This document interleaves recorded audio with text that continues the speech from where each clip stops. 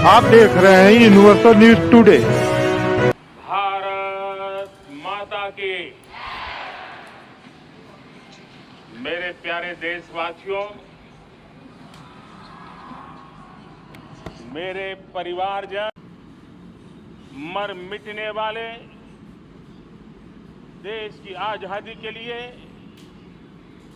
अपना जीवन समर्पित करने वाले, आजीवन संघर्ष करने वाले, फांसी के तख्त पर चढ़कर के भारत मां की जय के नारे लगाने वाले अनगिनत आजादी के दीवानों को नमन करने का ये पर्व है। उनका पुण्य स्मरण करने का पर्व है। आजादी के दीवानों ने आज हमें आजादी के इस पर्व में स्वतंत्रता की सांस लेने के लिए सौभाग्य दिया है। यह देश उनका ऋणी है। ऐसे हर महापुरुष के प्रति हम अपना श्रद्धा भाव व्यक्त करते हैं। मेरे प्यारे देशवासियों, आज जो महानुभाव राष्ट्र रक्षा के लिए और राष्ट्र निर्माण के लिए पूरी लगन से, पूरी प्रतिबद्धता के साथ देश की रक्षा भी कर रहे हैं, देश को नई ऊंचाई पर ले जाने का प्रयास भी कर रहे हैं। चाहे वो हमारा किसान हो, हमारा जवान हो, हमारे नौजवानों का हौसला हो, हमारी माताओं बहनों का योगदान हो,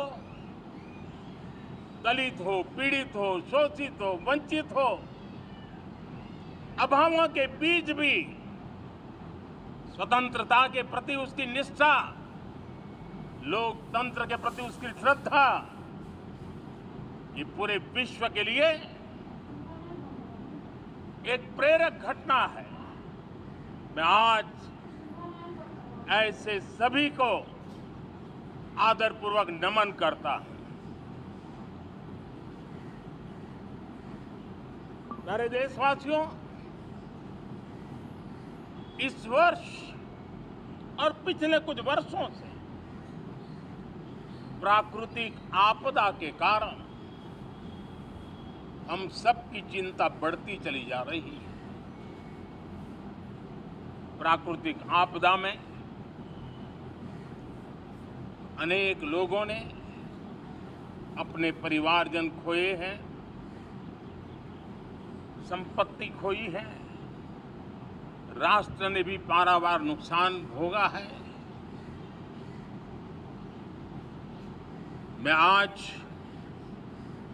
उन सब के प्रति अपनी संवेदना व्यक्त करता हूं और मैं उन्हें विश्वास दिलाता हूं, यह देश इस संकट की घड़ी में उन सब के साथ खड़ा है। मेरे प्यारे देशवासियों, हम जरा आजादी के पहले के वो दिन याद करें। सैकड़ों साल की गुलामी, हर कालखंड संघर्ष का रहा। युवा हो, बुजुर्ग हो, किसान हो, महिला हो, आदिवासी हो, उन्होंने गुलामी के खिलाफ जंग लड़ते रहे, अविरत जंग लड़ते रहे। इतिहास गवाह है कि 1857 के स्वातंत्र संग्राम, जिसको हम याद करते हैं, उसके पूर्व भी हमारे देश के कई आदिवासी क्षेत्र थे जहां आजादी का जंग लड़ा जाता था। साथियों, गुलामी का इतना लंबा कालखंड,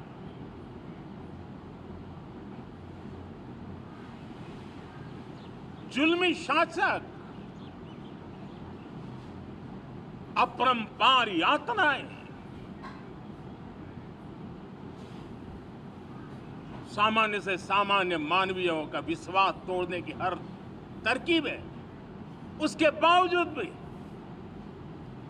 उस समय की जनसंख्या के हिसाब से करीब 40 करोड़ देशवासी आजादी के पूर्व 40 करोड़ देशवासियों ने वो जज्बा दिखाया, वो सामर्थ्य दिखाया, वो एक सपना लेकर के चले, एक संकल्प लेकर के चलते रहे, जूझते रहे।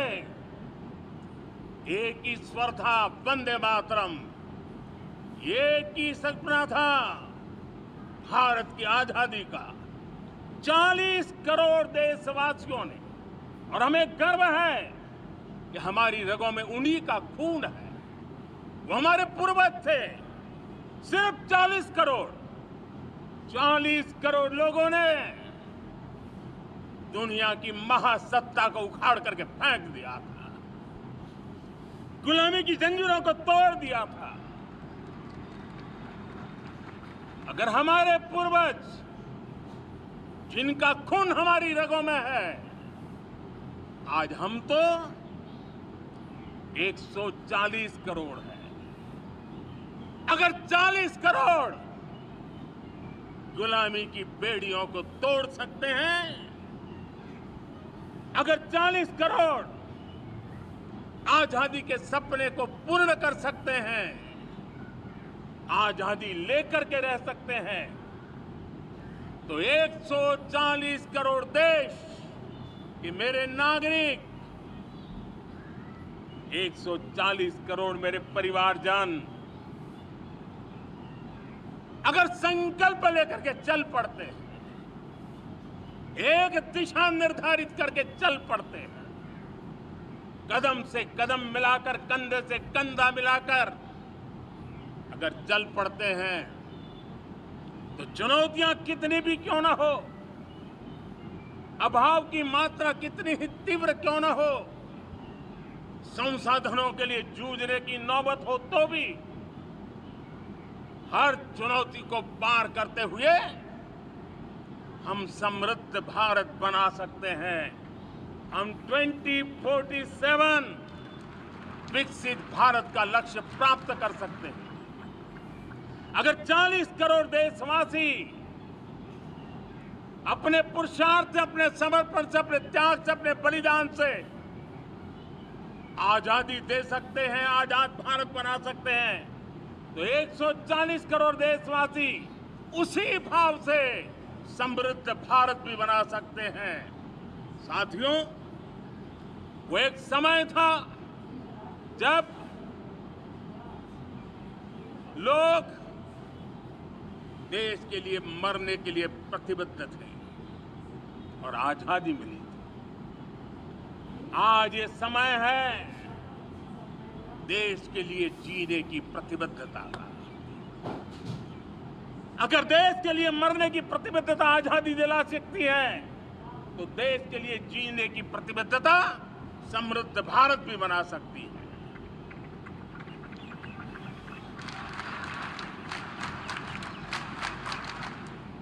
साथियों,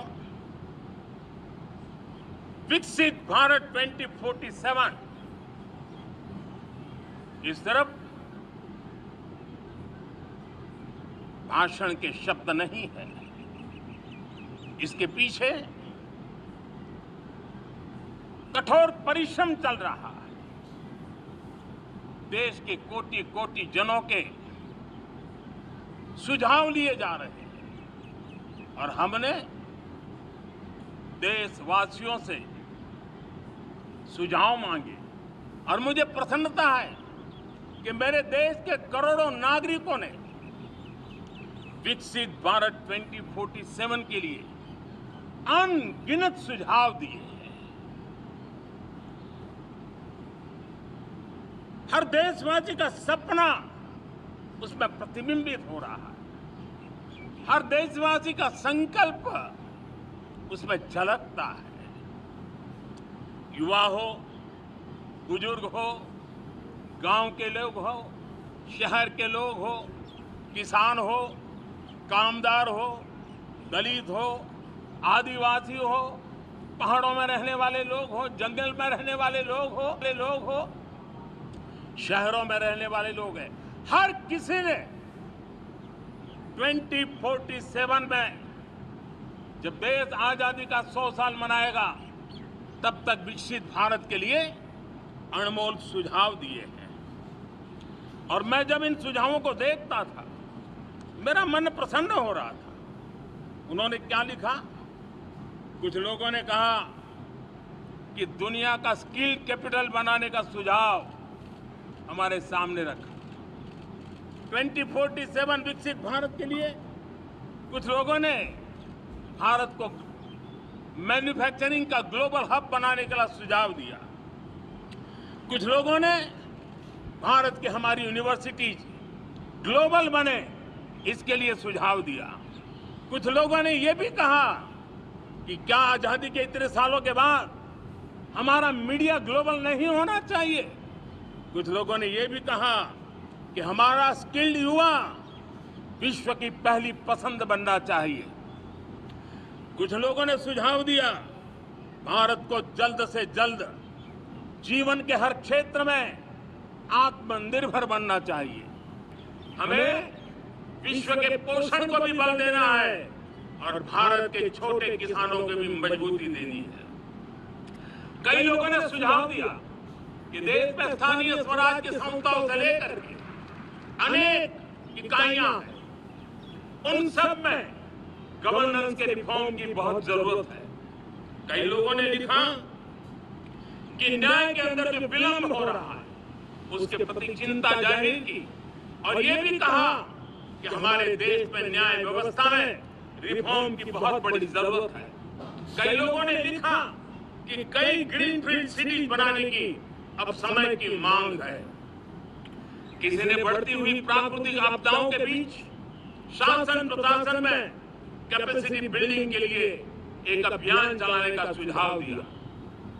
बहुत सारे लोगों ने यह सपना भी देखा है कि अंतरिक्ष में भारत का स्पेस स्टेशन जल्द से जल्द बनना चाहिए। किसी ने कहा भारत की जो पारंपरिक ट्रेडिशनल मेडिसिन है, हमारी औषधि है, दुनिया जब आज होलिस्टिक हेल्थ केयर की तरफ जा रही है तब हमें भारत की पारंपरिक औषधियां और वेलनेस हब के रूप में भारत को विकसित करना चाहिए। कोई कहते हैं कि अब देर नहीं होनी चाहिए, भारत जल्द से जल्द दुनिया की तीसरी सबसे बड़ी इकोनॉमी बनना चाहिए। साथियों, मैं इसलिए पढ़ रहा था कि मेरे देशवासियों ने सुझाव दिए, मेरे देश के सामान्य नागरिक ने ये सुझाव हमें दिए हैं।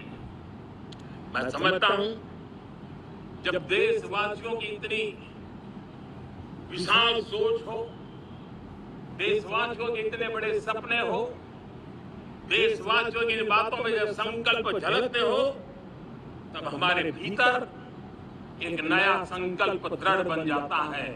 हमारे मन में आत्मविश्वास नई ऊंचाई पर पहुंच जाता है।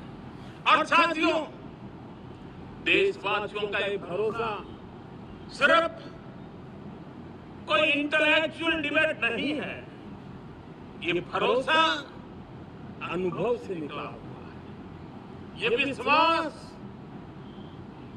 लंबे कालखंड के परिश्रम की पैदावार है और इसलिए देश का सामान्य मानव याद करता है जब लाल किले से कहा जाता है कि हिंदुस्तान के 18,000 गांवों में समय सीमा में बिजली पहुंचाएंगे और वो काम हो जाता है, तब भरोसा मजबूत हो जाता है।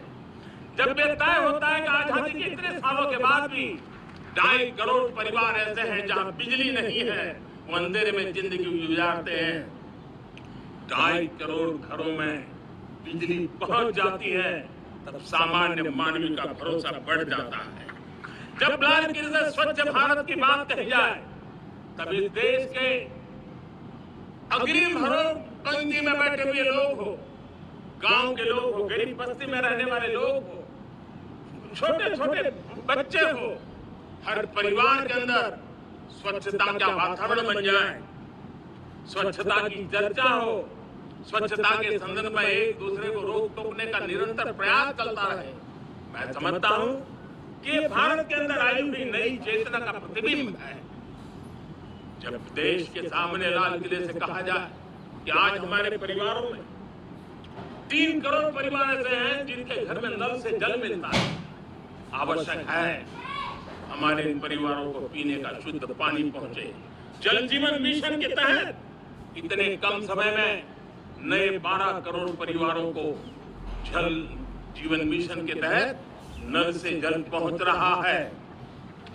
आज 15 करोड़ परिवार इसके लाभार्थी बन चुके हैं। हमारे कौन लोग वंचित थे इन व्यवस्थाओं से? कौन पीछे रह गए थे? समाज के अग्रिम पंक्ति के लोग इसके लिए अभाव में नहीं जीते थे। मेरे दलित, मेरे पीड़ित, मेरे शोषित, मेरे आदिवासी भाई बहन, मेरे गरीब भाई बहन, मेरे झुग्गी झोपड़ी में जिंदगी गुजारने वाले लोग, वही तो इन चीजों के अभाव में जी रहे थे। हमने अनेक ऐसे प्राथमिक आवश्यकताओं की पूर्ति के लिए जो प्रयास किया और उसका परिणाम हमारे इन सारे समाज के बंधुओं को मिला है। हमने वोकल फॉर लोकल का मंत्र दिया।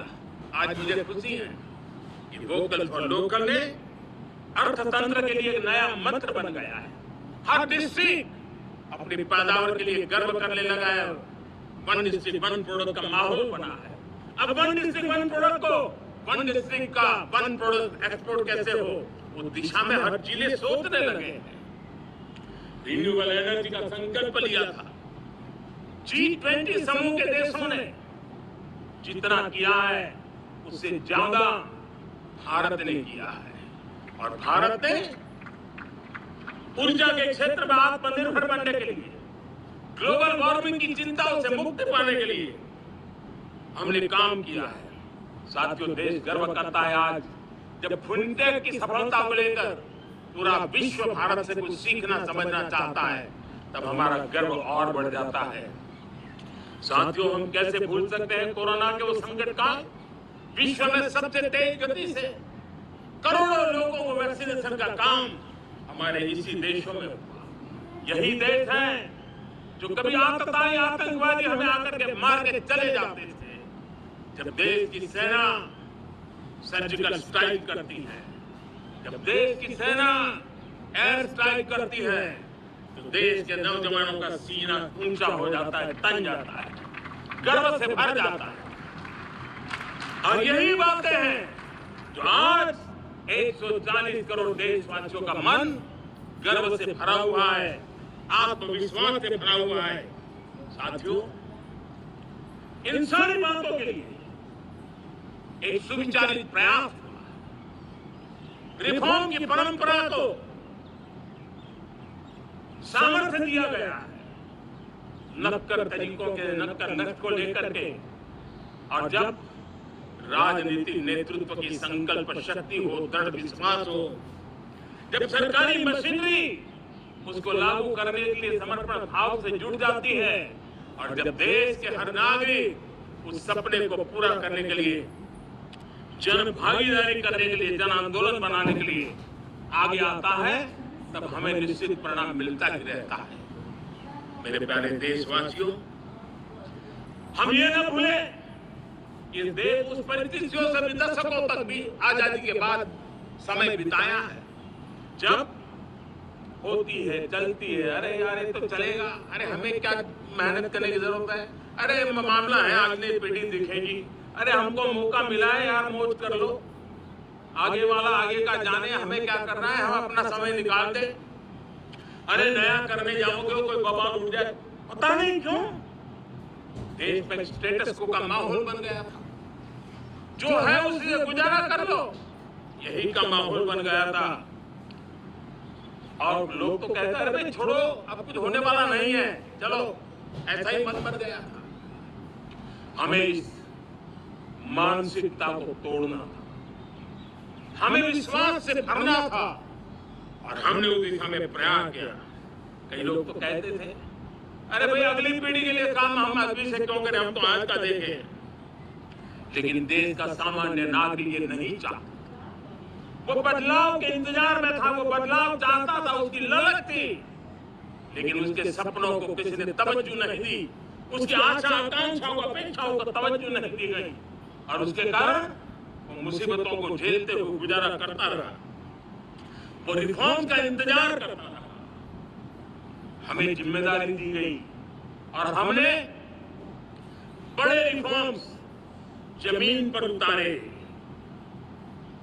गरीब हो, मिडिल क्लास हो, हमारे वंचित लोग हो, हमारी बढ़ती जाती शहरी आबादी हो, हमारे नौजवानों के सपने हो, संकल्प हो, आकांक्षाएं हो, उनके जीवन में बदलाव लाने के लिए रिफॉर्म का मार्ग हमने चुना।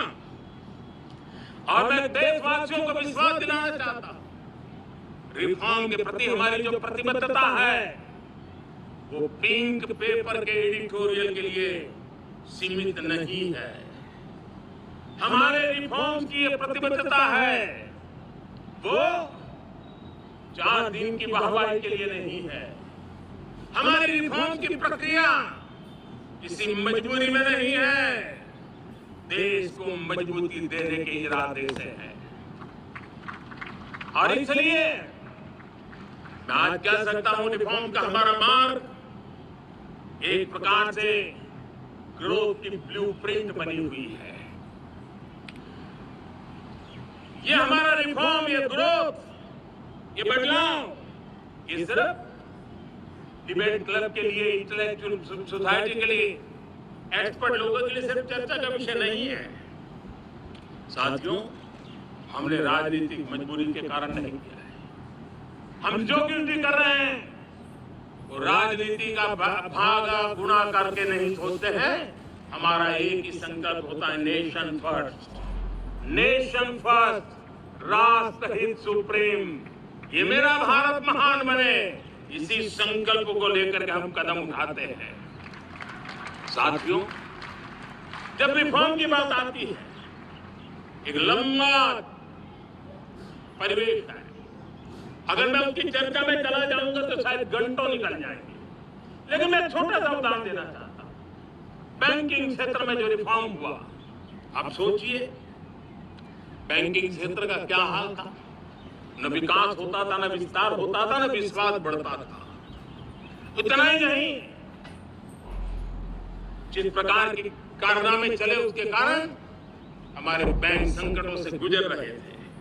हमने बैंकिंग सेक्टर को मजबूत बनाने के लिए अनेक विध रिफॉर्म किए, और आज उसका कारण हमारी बैंक विश्व में जो इन्हीं गुने मजबूत बैंकें हैं उसमें भारतीय बैंकों ने अपना स्थान बनाया है। और जब बैंक मजबूत होती है ना, तब फॉर्मल इकोनॉमी की ताकत भी बढ़ती है। जब बैंक व्यवस्था बन जाती है, जब सामान्य खास करके मध्यम वर्ग के परिवार की जो रिक्वायरमेंट होती है उसको पूरा करने की सबसे बड़ी ताकत बैंकिंग सेक्टर में होती है।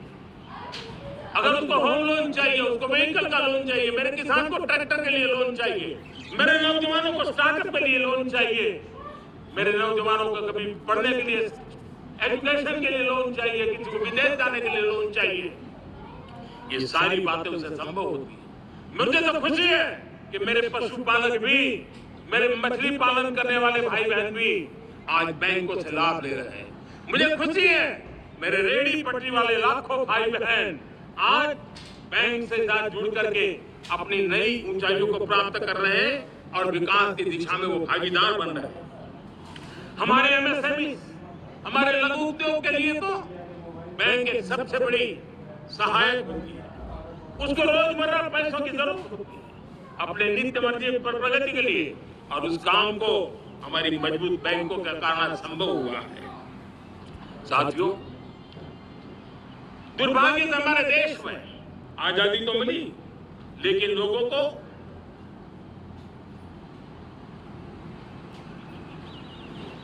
एक प्रकार से माई बाप कल्चर से गुजरना पड़ा। सरकार के पास मांगते रहो, सरकार के पास हाथ फैलाते रहो, किसी की सिफारिश के लिए रास्ते खोजते रहो, वही कल्चर डेवलप हुआ था। आज हमने गवर्नेंस के इस मॉडल को बदला है। आज सरकार सब खुद लाभार्थी हितार्थी के पास जाती है। आज सरकार खुद उसके घर गैस का चूल्हा पहुंचाती है। आज सरकार खुद उसके घर पानी पहुंचाती है। आज सरकार खुद उसके घर बिजली पहुंचाती है। आज सरकार खुद उसको आर्थिक मदद दे करके विकास के नए आयामों को सर करने के लिए प्रेरित करती है, प्रोत्साहित करती है। आज सरकार खुद नौजवान के स्किल डेवलपमेंट के लिए अनेक कदम उठा रही है।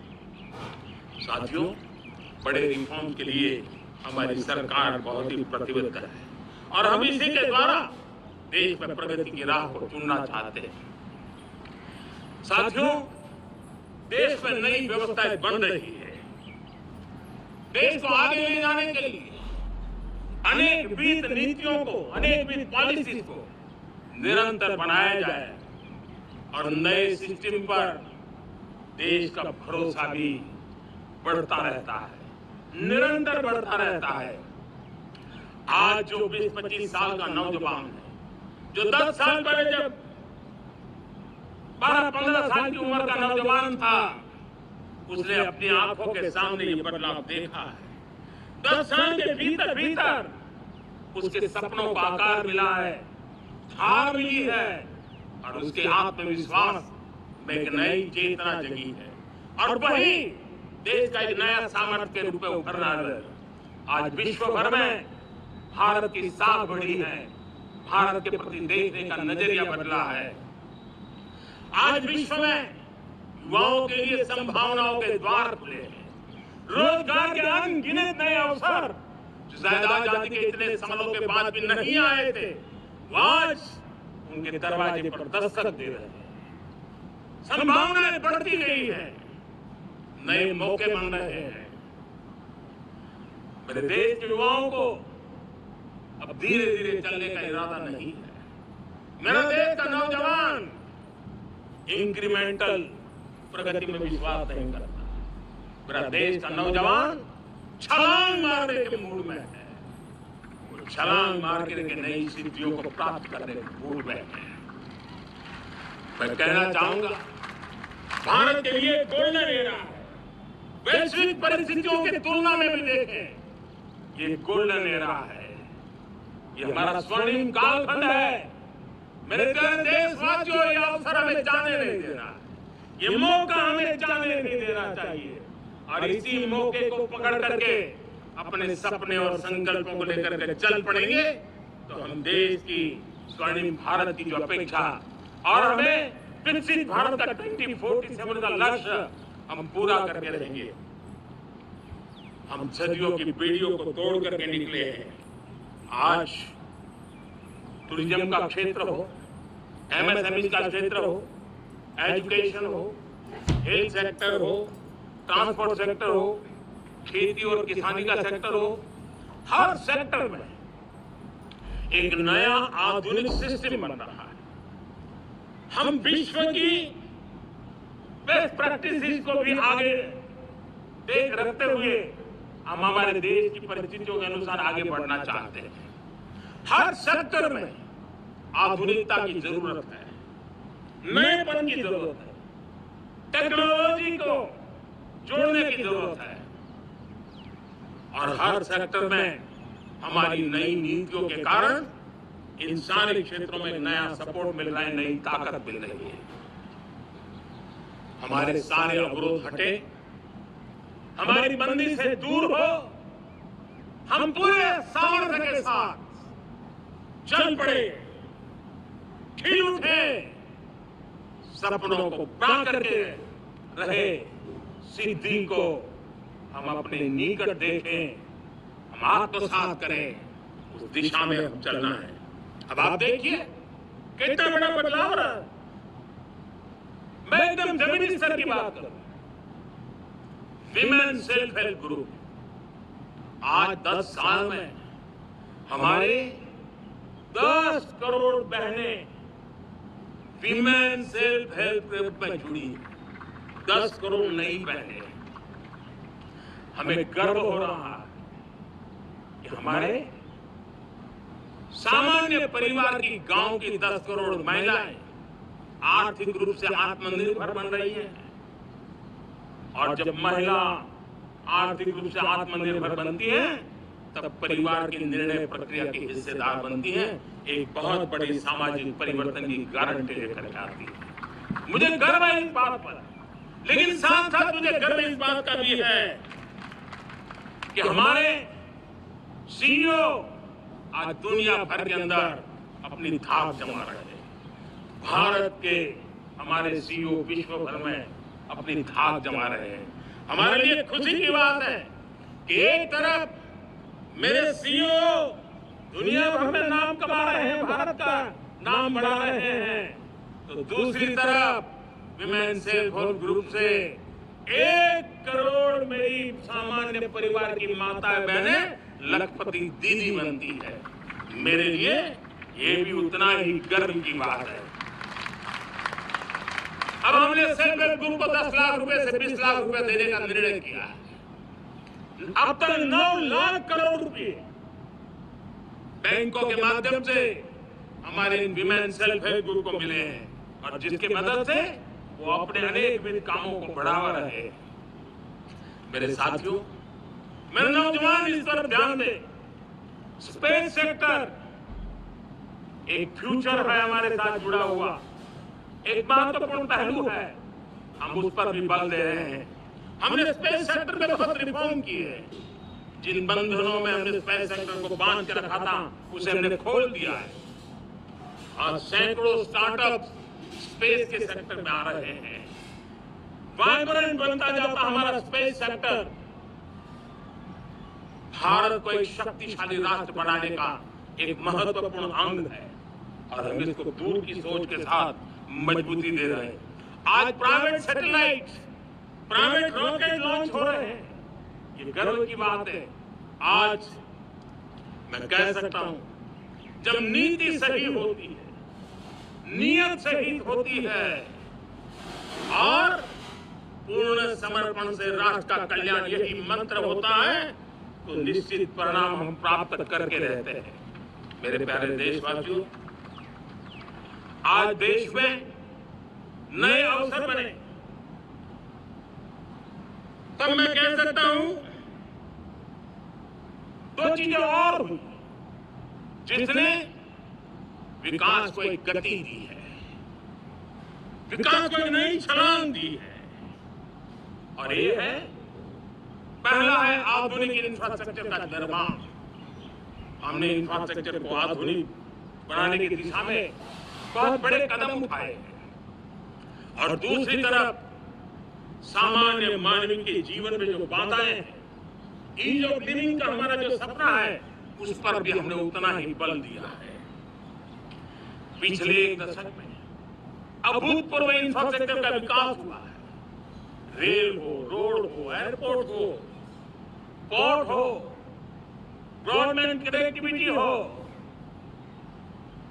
गांव-गांव नए स्कूल बनाने की बात हो, जंगलों में स्कूल बनाने की बात हो, दूर सुदूर इलाकों में अस्पताल बनाने की बात हो, आरोग्य मंदिर बनाने की बात हो, मेडिकल कॉलेजों का काम हो, आयुष्मान आरोग्य मंदिरों का निर्माण चलता हो, 60,000 से ज्यादा अमृत सरोवर बने हो, 2 लाख पंचायतों तक ऑप्टिकल फाइबर नेटवर्क पहुंचा हो, नहरों का एक बहुत बड़ा जाल बिछाया जा रहा हो, 4 करोड़ पक्के घर बनना, गरीबों को एक नया आश्रय मिलना, 3 करोड़ नए घर बनाने के संकल्प के साथ आगे बढ़ने की हमारी कोशिश हो। हमारा पूर्वी भारत, नॉर्थ ईस्ट, उसका इलाका आज इंफ्रास्ट्रक्चर के लिए जाने जाना लगा है। और हमने ये जो कायाकल्प किया है, उसका सबसे बड़ा लाभ समाज के उन वर्गों तक हम पहुंचे हैं जो ग्रामीण सड़कें वहां बनी है, जिनकी तरफ कोई देखता नहीं था, जिस इलाकों को नहीं देखता था, जिन गांवों को नहीं देखता था। दलित हो, पीड़ित हो, शोषित हो, वंचित हो, पिछड़े हो, आदिवासी हो, जंगल में रहने वाले हो, दूर सुदूर पहाड़ों में रहने वाले हो, सीमावर्ती स्थान पर रहने वाले हो, हमने उनकी आवश्यकता की पूर्ति की।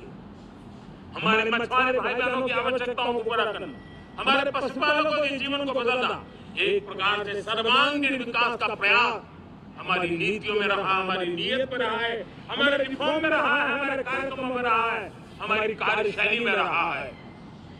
और उस सबसे बड़ा लाभ मेरे युवाओं को होता है। उनको नए नए अवसर मिलते हैं, नए नए क्षेत्र में कदम रखने का उसके लिए संभावनाएं बन जाती है।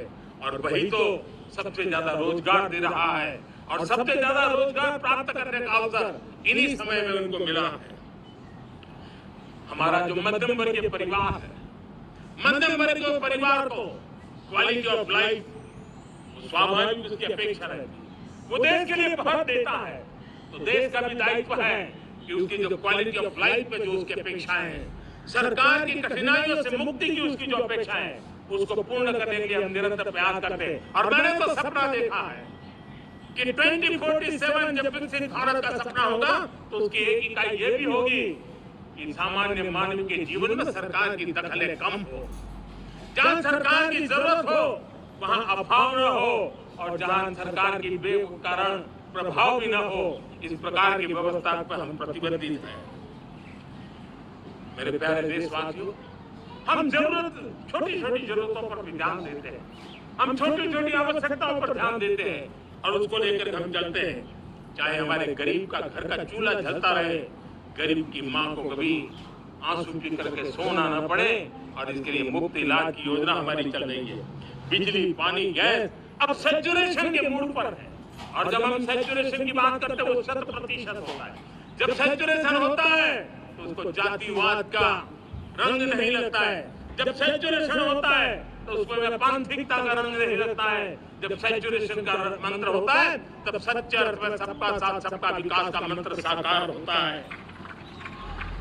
लोगों के जीवन में सरकार की दखल कम हो, उस दिशा में हमने हजारों कंप्लायंसेस के लिए सरकार सामान्य मानव पर बोझ डालती थी, इन सारे कंप्लायंसेस को दूर किया। हमने देशवासियों के लिए 1,500 से ज्यादा कानूनों को खत्म कर दिया, ताकि कानूनों की जंजाल के अंदर देशवासियों को फंसना न पड़े। हमने छोटी छोटी गलतियों के कारण ऐसे कानून बनाए थे उनको जेल में अंदर धकेल दिया जाए। हमने उन छोटे छोटे कानूनों से जेल जाने के जो परंपराएं थी उन सारे कानूनों को नष्ट कर दिया और उसको कानूनों को जेल भेजने के प्रावधान को व्यवस्था से बाहर कर दिया है। आज हमने जो आजादी के विरासत के गर्व की बात हम जो करते हैं, सदियों से हमारे पास जो क्रिमिनल लॉ थे, आज हमने उसको नए क्रिमिनल लॉ जिसको हमने न्याय संहिता के रूप में, और जिसके मूल में दंड नहीं और नागरिक को न्याय, इस भाव को हमने प्रबल बनाया है। ईज ऑफ लिविंग बढ़ाने के लिए देशव्यापी मिशन में काम कर रहे हैं। हर लेवल पर मैं सरकार के प्रतिनिधियों का आह्वान करता हूं, मैं जनप्रतिनिधि वो किसी भी दल के क्यों ना हो, किसी भी राज्य के क्यों ना हो, सबसे आग्रह करता हूं कि हमने एक मिशन मोड में ईज ऑफ लिविंग के लिए कदम उठाने चाहिए। मैं हमारे युवाओं को, प्रोफेशनल्स को, सबको मैं कहना चाहता हूं, आप अपने स्थान पर जहां पर आपको छोटी छोटी दिक्कतें होती है, आप उसके सॉल्यूशन को लेकर के सरकार को चिट्ठी लिखते रहिए। सरकार को बताइए कि बिना कारण की कठिनाइयां है उसको दूर करने से कोई नुकसान नहीं है। मैं पक्का मानता हूं आज सरकारें संवेदनशील है। हर सरकार, स्थानीय स्वराज की संस्था होगी या राज्य सरकार होगी या केंद्र सरकार होगी, उसको तवज्जो देगी। गवर्नेंस में रिफॉर्म्स, ये हमें विकसित भारत 2047 के सपने के लिए हमने उसको जोर लगा करके आगे बढ़ाना होगा, ताकि सामान्य मानवी के जीवन में अवकाशियों का पैदा हो, रुकावटें खत्म होती चली जाए। नागरिकों का डिग्निटी ऑफ सिटीजन, नागरिकों के जीवन में सम्मान मिले। डिलीवरी के संबंध में कभी किसी को ये कहने की मोहब्बत ना आया कि ये तो मेरा हक था, मुझे मिला नहीं, उसको खोजना न पड़े। सरकार के गवर्नेंस में डिलीवरी सिस्टम को और मजबूती चाहिए। आप देखिए देश में जब हम रिफॉर्म की बात करते हैं, आज देश में करीब 3 लाख संस्थाएं काम कर रही है, चाहे पंचायत हो, नगर पंचायत हो, नगर पालिका हो, महानगर पालिका हो, यूटी हो, स्टेट हो, डिस्ट्रिक्ट हो, केंद्र, छोटी मोटी 3 लाख करीब इकाइयां हैं।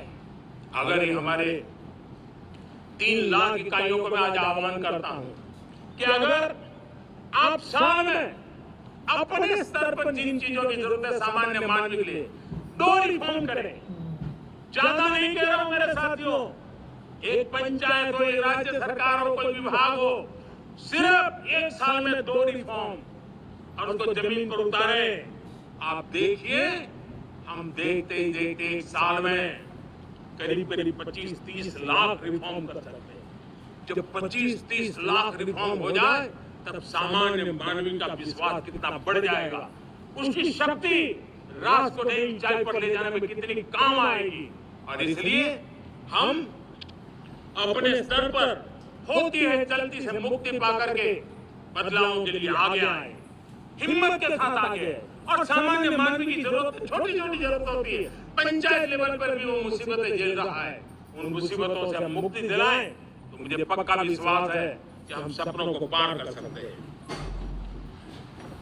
मेरे प्यारे देशवासियों, आज देश आकांक्षाओं से भरा हुआ है। हमारे देश का नौजवान नई सिद्धियों को चूमना चाहता है, नए नए शिखरों पर वो कदम रखना चाहता है। और इसलिए हमारी कोशिश है हर सेक्टर में कार्य को हम गति दें, तेज गति दें। और उसके बाद पहले हम हर सेक्टर में नए अवसर पैदा करें। दूसरा, ये बदलती हुई व्यवस्थाओं के लिए जो सपोर्टिव इंफ्रास्ट्रक्चर चाहिए, उन इंफ्रास्ट्रक्चर पर हम बदलाव के मजबूती देने की दिशा में काम करें। और तीसरी बात है, नागरिकों की मूलभूत सुविधाओं के विषय में हम प्राथमिकता दें, उसको बल दें। इन तीनों भारत में एस्पिरेशनल सोसाइटी का निर्माण किया है और उसके परिणाम स्वरूप आज समाज खुद एक विश्वास से भरा हुआ है। हमारे देशवासियों की आकांक्षा है, उनके एस्पिरेशंस, हमारे नौजवानों की ऊर्जा हमारे देश के सामर्थ्य के साथ जोड़ करके हम आगे बढ़ने की एक ललक लेकर के चल रहे हैं। मुझे विश्वास है रोजगार और स्वरोजगार नए रिकॉर्ड के अवसर पर हम काम किया है। प्रति व्यक्ति आज आय दोगुनी करने में हम सफल हुए हैं। ग्लोबल ग्रोथ में भारत का योगदान बढ़ा है। भारत का एक्सपोर्ट लगातार बढ़ रहा है। विदेशी मुद्रा भंडार लगातार बढ़ा हुआ है, पहले से 2 गुना पहुंचा है। ग्लोबल संस्थानों का भारत के प्रति भरोसा बढ़ा है। मुझे विश्वास है भारत की दिशा सही है, भारत की गति तेज है और भारत के सपनों में सामर्थ्य है। लेकिन इन सब के साथ संवेदनशीलता का हमारा मार्ग हमारे लिए ऊर्जा में एक नई चेतना भरता है। ममभाव हमारे कार्य की शैली है। समभाव भी चाहिए, ममभाव भी चाहिए, उसको लेकर के हम चल रहे हैं। साथियों, मैं जब कोरोना काल को याद करता हूं, कोरोना की वैश्विक महामारी के बीच सबसे तेजी से इकोनॉमी को बेहतर बनाने वाला कोई देश है, वो देश भारत है। तब लगता है कि हमारी दिशा सही है। जब जात पात मत पंथ ऊपर उठकर हर घर तिरंगा फहराया जाता है, तब लगता है देश की दिशा सही है। आज पूरा देश तिरंगा है, हर घर तिरंगा है। न कोई जात है, न कोई पात है, न कोई ऊंच है, न कोई नीच है, सभी भारतीय है। यही तो हमारी दिशा की ताकत है। जब हम 25 करोड़ लोगों को गरीबी से बाहर निकालते हैं, तब हमारा विश्वास पक्का हो जाता है कि हमने गति को बराबर मेंटेन किया है और सपनों को साकार करना दूर नहीं है। जब 100 से अधिक आकांक्षी जिले अपने अपने राज्य के अच्छे जिलों की स्पर्धा कर रहे हैं, बराबरी करने लगे हैं, तो हमें लगता है कि हमारी दिशा और गति दोनों सामर्थ्यवान है। जब हमारे उन आदिवासी साथियों को वो मदद मिलती है, पीएम जनमन के द्वारा उनको जो योजनाएं पहुंची थी, आबादी बहुत छोटी है, लेकिन बहुत दूर सुदूर इलाकों में छुटपुट परिवार रहते हैं, हमने उनको खोज के निकाला है, उनके लिए चिंता की है। तब लगता है कि संवेदनशीलता से जब काम करते हैं तब संतोष कितना मिलता है। वर्किंग वुमेन के लिए पेड मैटरनिटी लीव 12 हफ्ते से बढ़ा करके 26 हफ्ते कर देते हैं। तब सिर्फ नारी का सम्मान ही करते इतना नहीं है, नारी के प्रति संवेदनशील भाव से निर्णय करते इतना नहीं, लेकिन उसके गोद में जो बच्चा पला है ना, उसको एक उत्तम नागरिक बनाने के लिए माँ की जो जरूरत है उसमें सरकार रुकावट न बने, इस संवेदनशील भावना से उस निर्णय को हम करते हैं। जब मेरे दिव्यांग भाई बहन भारतीय साइन लैंग्वेज की बात हो या तो सुगम्य भारत का अभियान हो, उसको लगता है कि मेरी भी डिग्निटी है, मेरे प्रति सम्मान, देश के नागरिक सम्मान के भाव से देखता है। और पैरालंपिक में तो हमारे खिलाड़ी नई नई ताकत दिखाने लगे हैं, तब लगता है कि जो मेरा मम भाव है, हम सबका मम भाव है, उसकी ताकत नजर आती है। हमारे ट्रांसजेंडर समाज के प्रति हम जिस संवेदना के साथ निर्णय बना रहे हैं, हम नए नए कानून बना रहे हैं, उनको सम्मान का जीवन देने के लिए हम प्रयास कर रहे हैं, तब बदलाव की हमारी दिशा सही दिखता है। सेवा भाव से किए गए इन कामों का, जो त्रिविध मार्गों से हम चले हुए इन कामों का एक सीधा सीधा लाभ आज उसके परिणाम के रूप में हमें नजर आ रहा है। 60 साल बाद लगातार तीसरी बार आपने हमें देश सेवा का मौका दिया है। मेरे 140 करोड़ देशवासी, आपने जो आशीर्वाद दिए हैं, उस आशीर्वाद में मेरे लिए एक ही संदेश है, जन जन की सेवा, हर परिवार की सेवा, हर क्षेत्र की सेवा, और सेवा भाव से समाज की शक्ति को साथ लेकर के विकास की नई ऊंचाइयों पर पहुंचना। 2047 विकसित भारत के सपने को लेकर के चलना, उसी एक संदेश को लेकर मैं आज लाल किले की प्राचीर से हमें आशीर्वाद देने के लिए मैं कोटि कोटि देशवासियों का सर झुका करके आभार व्यक्त करता हूं। मैं उनके प्रति नतमस्तक होता हूं और मैं उनको विश्वास दिलाता हूं कि हमें नई ऊंचाइयों को नए जोश के साथ आगे बढ़ना है। हमें सिर्फ जो हो गया है वो संतोष मान करके बैठने वाले हम लोग नहीं है, वो हमारे संस्कार में नहीं है। हम कुछ और करने के लिए, कुछ और आगे बढ़ने के लिए, और कुछ और नई ऊंचाइयों को पार करने के लिए हम आगे बढ़ना चाहते हैं। विकास को, समृद्धि को, सपनों को साकार करने को, संकल्प को लिए जीवन खपाने को हम अपना स्वभाव बनाना चाहते हैं, देशवासियों का स्वभाव बनाना चाहते हैं। मेरे प्यारे देशवासियों, आज नई शिक्षा नीति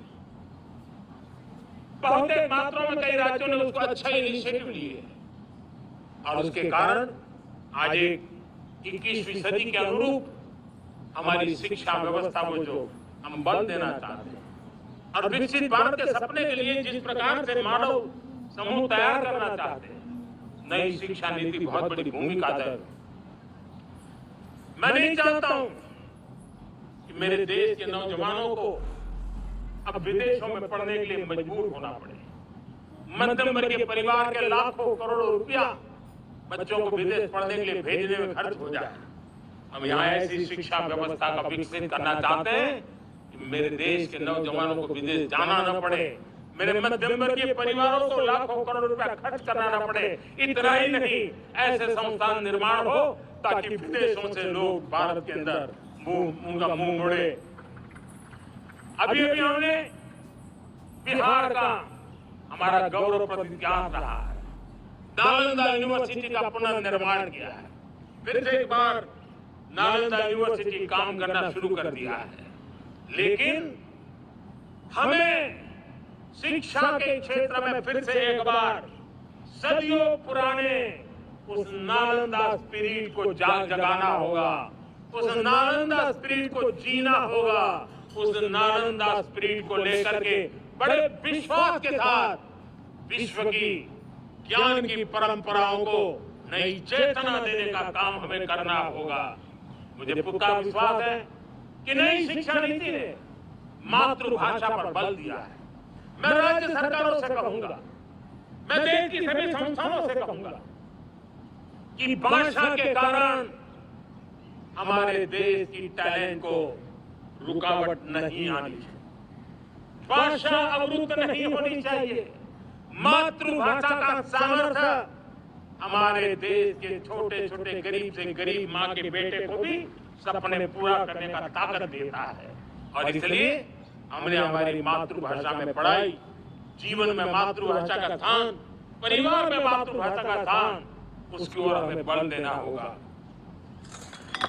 मेरे प्यारे देशवासियों, जिस प्रकार से आज विश्व का बदलाव नजर आ रहा है और तब जाकर के स्किल का महत्व बहुत बढ़ गया है और हम स्किल को और नई एक ताकत देना चाहते हैं।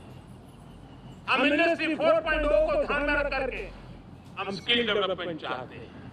हम जीवन के हर क्षेत्र में, हम एग्रीकल्चर सेक्टर में भी कैपेसिटी बिल्डिंग करके के लिए स्किल डेवलपमेंट चाहते हैं। हम तो हमारा सफाई का क्षेत्र हो उसमें भी एक नए स्किल डेवलपमेंट की ओर बल देना चाहते हैं।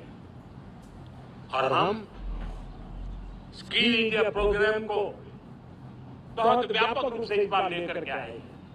बजट में भी इसका बहुत बड़ा, इस बजट में इंटर्नशिप को भी हमने बल दिया है ताकि हमारे नौजवानों को एक एक्सपीरियंस मिले, उनकी कैपेसिटी बिल्डिंग हो और बाजार में उनका ताकत दिखाई दे।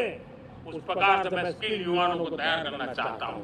और जैसे कई हुआ और दोस्तों, आज विश्व की परिस्थिति को देखते हुए मैं साफ साफ देख रहा हूं कि भारत का स्किल्ड मैन पावर, हमारा स्किलफुल जो नौजवान है, वो ग्लोबल जॉब मार्केट में अपनी दमक बनाए। हम उस सपने को लेकर के आगे चल रहे हैं। साथियों, विश्व जिस तेजी से बदल रहा है, जीवन के हर क्षेत्र में साइंस और टेक्नोलॉजी का महत्व बढ़ता चला जा रहा है। हमें साइंस को बहुत बढ़ देने की आवश्यकता है। और मैंने देखा चंद्रयान की सफलता के बाद हमारे स्कूल कॉलेज के अंदर साइंस और टेक्नोलॉजी के प्रति एक नई रुचि का वातावरण बना है, नई दिलचस्पी बढ़ी है। तब हमारे शिक्षा संस्थानों ने ये जो मनोभाव बना है उसको नर्चर करने के लिए आगे आना होगा। भारत सरकार ने भी रिसर्च के लिए सपोर्ट बढ़ा दिया है। हमने ज्यादा से ज्यादा चेयर स्थापित किए। हमने नेशनल रिसर्च फाउंडेशन बना करके हमने उसको एक कानूनी परिवेश में ला करके स्थायी रूप से एक व्यवस्था विकसित की है ताकि रिसर्च को लेकर के निरंतर बल मिले और ये रिसर्च फाउंडेशन उस काम को करे। मेरे बड़े गर्व की बात है कि बजट में हमने 1 लाख करोड़ रुपया रिसर्च और इनोवेशन के लिए हमने देने का निर्णय किया है ताकि हमारे देश के नौजवान के पास जो आइडियाज है उस आइडियाज को हम जमीन पर उतार पाए। साथियों, आज भी हमारे देश में मेडिकल एजुकेशन के लिए हमारे बच्चे बाहर जा रहे हैं। वैसा क्या मैंने बहुत ज्यादा मध्यम वर्ग के परिवार के उनके लाखों करोड़ों रुपए खर्च हो जाते हैं। और तब जाकर के हमने पिछले 10 साल में मेडिकल सीटों को करीब 1 लाख कर दिया। आज मैं करीब 25,000 युवा हर साल विदेश में मेडिकल एजुकेशन के लिए जाते हैं। और ऐसे देश में जाना पड़ रहा है। कभी कभी जो मैं सुनता हूं तो हैरान हो जाता हूं। और इसलिए हमने तय किया है कि अगले 5 साल में मेडिकल लाइन में 75,000 नई सीटें बनाई जाएगी। मेरे प्यारे देशवासियों, विकसित भारत 2047 वो स्वस्थ भारत भी होना चाहिए। और जब स्वस्थ भारत हो तो आज जो बच्चे हैं उनके पोषण पर आज से ही ध्यान देने की जरूरत है। और इसलिए हमने विकसित भारत की जो पहली पीढ़ी है उनकी तरफ विशेष ध्यान देकर के हमने पोषण का एक अभियान चलाया है। हमने राष्ट्रीय पोषण मिशन शुरू किया है। पोषण को हमने प्राथमिकता दी है। मेरे प्यारे देशवासियों, हमारी कृषि व्यवस्था को ट्रांसफॉर्म करना बहुत जरूरी है। समय की मांग है। हम सदियों से जिस परंपरा में दबे हुए हैं, जकड़े हुए हैं, उससे मुक्ति पानी होगी। और हमारे किसानों को उसके लिए हम मदद भी दे रहे हैं। हम उसको ट्रांसफॉर्म करने की दिशा में लगातार काम करते आए हैं। समय की मांग है। हम सदियों से जिस परंपरा में दबे हुए हैं, जकड़े हुए हैं, उससे मुक्ति पानी होगी। और हमारे किसानों को उसके लिए हम मदद भी दे रहे हैं। हम उसको ट्रांसफॉर्म करने की दिशा में लगातार काम करते आए हैं। आज आसान ऋण दे रहे हैं किसानों को, टेक्नोलॉजी की मदद दे रहे हैं। किसान जो पैदावार करता है उसको वैल्यू एडिशन के लिए हम काम कर रहे हैं। उसके लिए मार्केटिंग के लिए पूरा प्रबंध करते हैं ताकि उसको एंड टू एंड हर जगह पे हैंड होल्डिंग की व्यवस्था हो। उस दिशा में हम काम कर रहे हैं। आज जब धरती माता के प्रति सारा विश्व चिंतित है, जिस प्रकार से उर्वरक के कारण हमारी धरती माता की शहद दिनों दिन बिगड़ता जा रही है, हमारी धरती माता की उत्पादकता क्षमता खत्म होती चली जा रही है, कम होती चली जा रही है।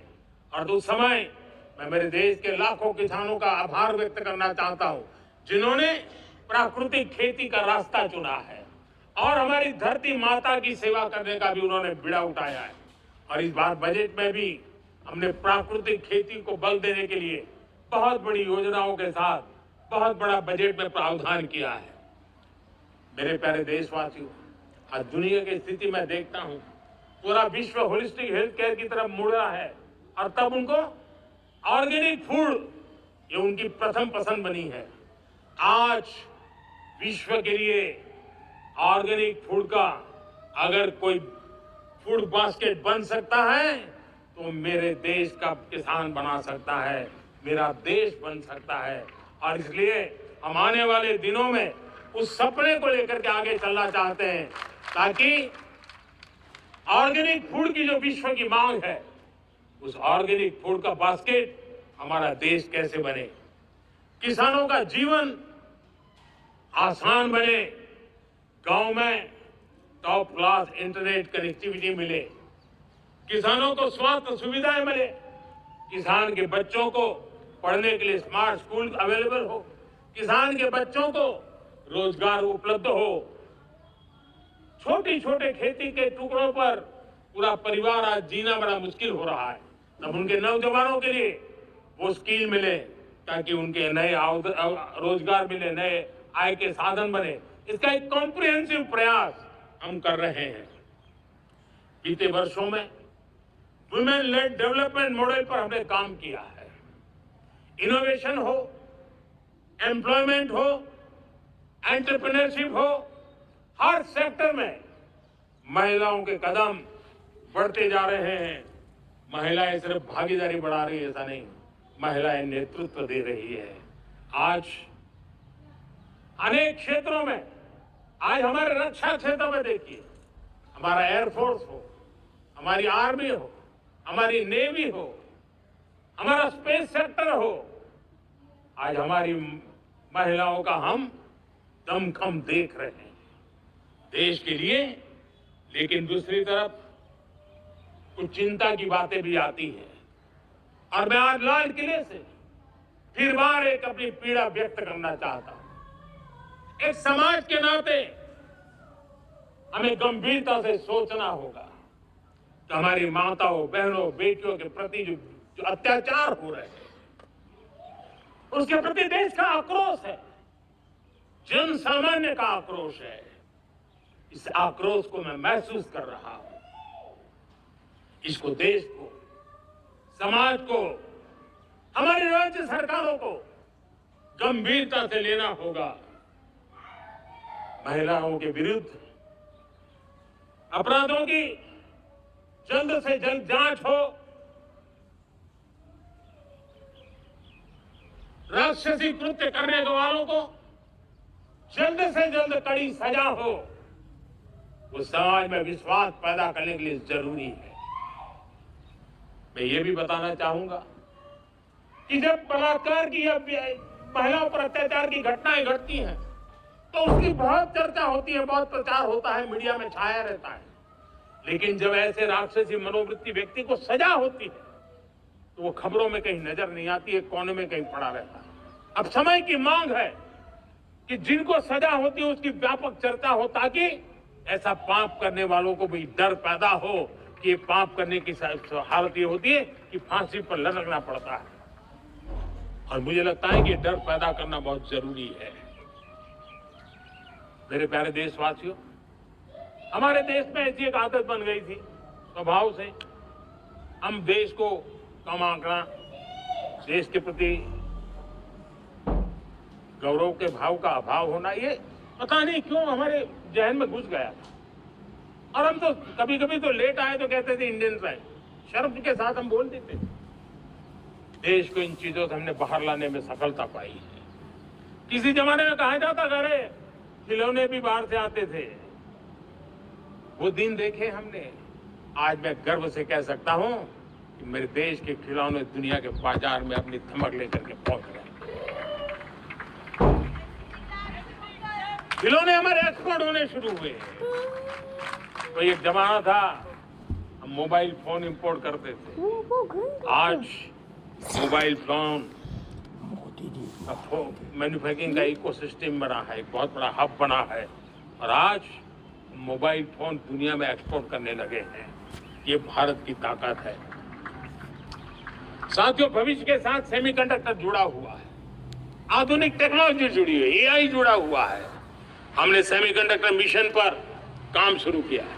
हर उपकरण में मेड इन इंडिया चिप क्यों न हो, क्यों ये सपना मेरे देश का नौजवान देखे। टैलेंट यहाँ है, सारे इस प्रकार के रिसर्च काम हिंदुस्तान में होते हैं। तो अब प्रोडक्शन भी हिंदुस्तान में होगा, सेमीकंडक्टर का काम भी हिंदुस्तान में होगा। और हम एंड टू एंड सॉल्यूशन दुनिया को देने की ताकत रखते हैं और हम उसको साथियों, एक जमाना हमने देखा है 2G के लिए हम कैसा संघर्ष करते थे। आज हर उपकरण में हम देख रहे हैं, हम तेजी से आगे बढ़े। और 5G जिस तेजी से पूरे देश में रोल आउट हुआ, हिंदुस्तान के करीब करीब सभी क्षेत्रों में 5G पहुंच गया। वो विश्व में तेज गति से 5G पहुंचाने में हम आगे रहे। और देश साथियों, मैंने कहा हम रुकने वाले नहीं है। 5G पे रुक जाना हमें मंजूर नहीं है। हम 6G पर अभी से मिशन मोड में काम कर रहे हैं और विश्व में हम उसमें भी अपनी धमक जमाएंगे, ये मैं विश्वास से कहता हूं। मेरे प्यारे साथियों, डिफेंस सेक्टर हमारी आदत हो गई थी। डिफेंस बजट कितना ही क्यों न हो, लेकिन कभी को सोचता नहीं था कि डिफेंस बजट बढ़ा तो जाता कहां है। डिफेंस बजट विदेशों से खरीदी में चला जाता था। अब हम चाहते हैं हम आत्मनिर्भर बने। और मैं हमारी डिफेंस फोर्सेस का हृदय से धन्यवाद करता हूं। उन्होंने हजारों ऐसी चीजें लिस्ट कर दी है। उन्होंने तय किया है कि हम विदेश से नहीं लाएंगे। राष्ट्र के लिए जीना क्या कहते हैं कि हमारे सेना के जवानों ने दिखाया है। और उसके कारण डिफेंस के सेक्टर में हम आत्मनिर्भर होते चले जा रहे हैं। आज डिफेंस मैन्युफैक्चरिंग में भारत की पहचान बनी है। और मैं आज खुशी से कह सकता हूं कि जो देश कभी डिफेंस की हर छोटी मोटी चीज बाहर से लाता था, आज धीरे धीरे दुनिया के कई देशों में हम जो डिफेंस के इक्विपमेंट मैन्युफैक्चर कर रहे हैं वो हम एक्सपोर्ट करने लगे हैं। दुनिया में डिफेंस हब, मैन्युफैक्चरिंग हब के रूप में हम धीरे धीरे उभर रहे हैं। हम मैन्युफैक्चरिंग क्षेत्र को बढ़ावा देना चाहते हैं क्योंकि रोजगार के लिए सर्वाधिक आवश्यक है। आज पीएलआई स्कीम को बहुत बड़ी सफलता मिली है। एफडीआई रिफॉर्म्स, उसने भी हमें बहुत बड़ी ताकत दी है। एमएसएमई को बहुत बड़ा बल मिला है, नई व्यवस्थाएं विकसित हुई है और उसके कारण हमारा मैन्युफैक्चरिंग सेक्टर, हम दुनिया का एक मैन्युफैक्चरिंग हब बने।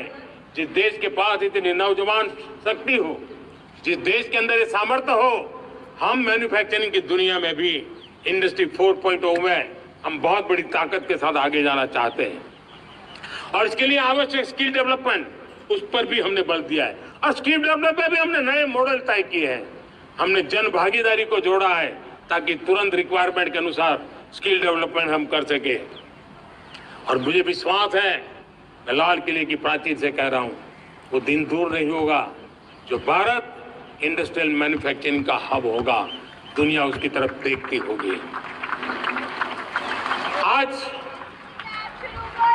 विश्व की बहुत बड़ी कंपनियां भारत में निवेश करना चाहती हैं। ये चुनाव के बाद मैंने देखा, मेरे तीसरे कार्यकाल में जितने लोग मुझसे मिलने के लिए मांग कर रहे हैं वो ज्यादातर निवेशक लोग हैं, विश्व भर के निवेशक हैं। वो आना चाहते हैं, भारत में निवेश करना चाहते हैं। ये एक बहुत बड़ा गोल्डन अपॉर्चुनिटी। मैं राज्य सरकारों से आग्रह करता हूं कि आप निवेशकों को आकर्षित करने के लिए स्पष्ट नीति निर्धारित कीजिए, गुड गवर्नेंस का आश्वासन दीजिए, लॉ एंड ऑर्डर सिचुएशन के लिए उनको भरोसा दीजिए।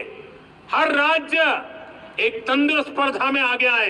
राज्य के बीच निवेशकों को खींचने के लिए स्पर्धा होनी चाहिए, निवेशकों को लिए, ताकि उनके राज्य में निवेशक आएंगे, उनके राज्य के नौजवानों को स्थानीय रूप से अवसर मिलेगा, रोजगार का अवसर मिलेगा। नीतियों में परिवर्तन लाना चाहिए तो ग्लोबल रिक्वायरमेंट के अनुसार नीतियों को राज्यों ने परिवर्तित करना चाहिए। लैंड की आवश्यकता है तो राज्यों ने लैंड बैंक बनानी चाहिए। गुड गवर्नेंस सिंगल पॉइंट पर काम करने के लिए राज्य जितने प्रोएक्टिव होंगे, जितने ज्यादा प्रयास करेंगे, जो निवेशक आ रहे हैं वो कभी भी वापस नहीं जाएंगे। सिर्फ भारत सरकार से काम ये होता नहीं है, राज्य सरकारों की बहुत बड़ी आवश्यकता होती है, क्योंकि जो भी प्रोजेक्ट लगने वाला है उस राज्य में लगने वाला है, उसको हर राज्य के साथ रोजमर्रा का काम पड़ता है। और इसलिए मैं राज्यों से आग्रह करूंगा कि जब विश्व पूरा भारत की तरफ आकर्षित हो रहा है, विश्व पूरा भारत में निवेश करने के लिए प्रतिबद्ध हो रहा है, तब ये हमारा दायित्व बनता है कि हमारी पुरानी आदतें छोड़ करके स्पष्ट नीति के साथ हम आगे आए। देखिए, आपको परिणाम अपने राज्य में दिखाई देगा और आपका राज्य भी चमक उठेगा, ये मैं आपको विश्वास देता हूं। साथियों, भारत अपनी बेस्ट क्वालिटी के लिए पहचानी जाए, ये बहुत जरूरी है। अब विश्व के लिए हमें डिजाइन ऑफ का क्षेत्र, डिजाइन इन इंडिया, इस पर हमने बल देना है।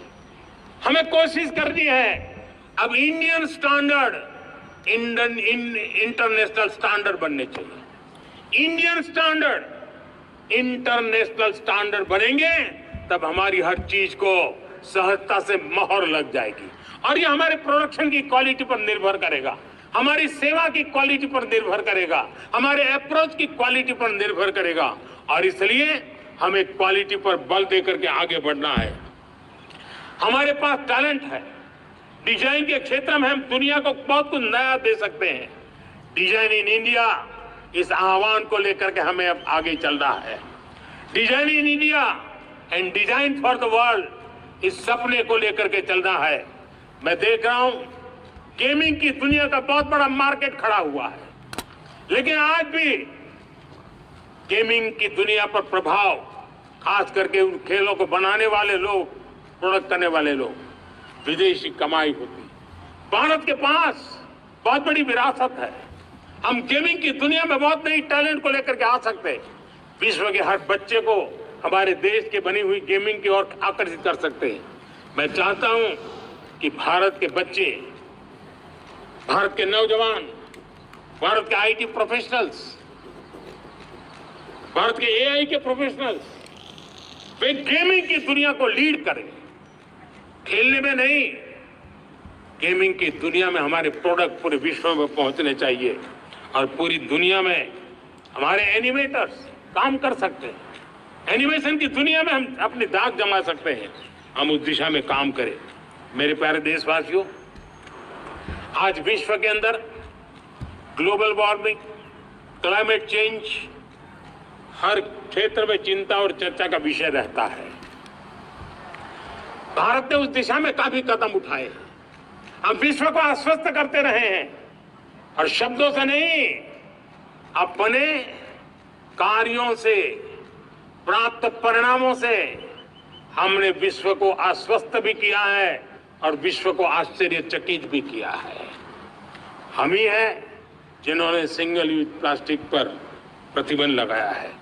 हमने रिन्यूएबल एनर्जी पर विस्तार किया है। हमने रिन्यूएबल एनर्जी को एक नई ताकत दी है। आने वाले कुछ वर्षों में हम नेट जीरो फ्यूचर की ओर आगे बढ़ रहे हैं। मुझे याद है पेरिस एकॉर्ड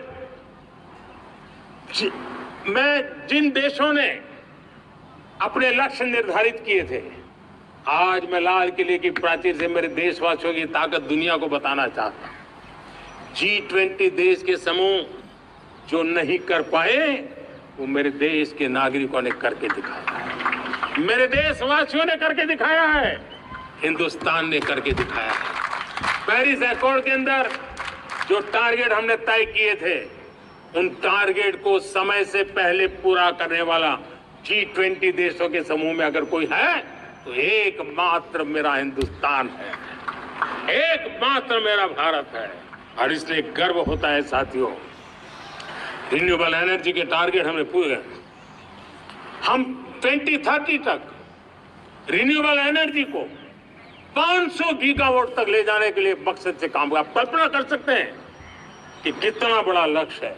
दुनिया के लोग सिर्फ 500 गीगावाट शब्द सुनते हैं ना तो मेरी तरफ ऐसे ऐसे देखते हैं, लेकिन आज मैं विश्वास से कह रहा हूं देशवासियों को कि इस लक्ष्य को भी हम पूरा करके रहेंगे और ये मानव जाति की भी सेवा करेगा, हमारे भविष्य की भी सेवा करेगा, हमारे बच्चों के उज्जवल भविष्य की गारंटी बनेगा। हमने 2030 तक हमारी रेलवे को नेट जीरो एमिशन का लक्ष्य लेकर के हम चल रहे हैं।